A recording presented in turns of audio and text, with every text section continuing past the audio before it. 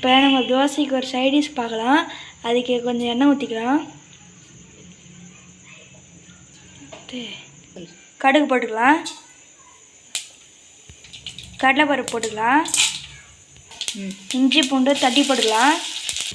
வெங்காயம் போட்டுக்கலாம். கருவேப்பிலை போட்டுக்கலாம். நல்லா வதக்கிக்கலாம். தக்காளி ஆட் பண்ணிக்கலாம். தக்காளி நல்லா வதக்கிக்கலாம். இப்போ சால்ட் ஆட் பண்ணிக்கலாம். அடுத்து மஞ்சத்தூள் ஆட் பண்ணிக்கலாம். சில்லி பவுடர் ஆட் பண்ணிக்கலாம்.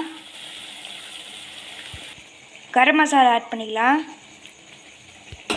நல்லா தொக்கு மாரி வந்துடுச்சு பாருங்கள். இந்த மாதிரி தான் வரணும். இப்போ நம்ம கொத்தமல்லி ஆட் பண்ணிக்கலாம். இப்போ நம்ம சைடிஷ் ரெடி ஆயிடுச்சு. இங்கே பாரு. இப்போ நம்ம தோசை ரெடி ஆகிடுச்சு. இப்போ நம்ம செஞ்ச சைடிஷை இதில் வைக்கலாம்.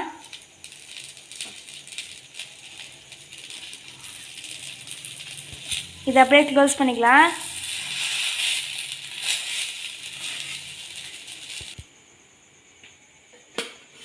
இதை சாப்பிட்டு பாருங்கள். செம்ம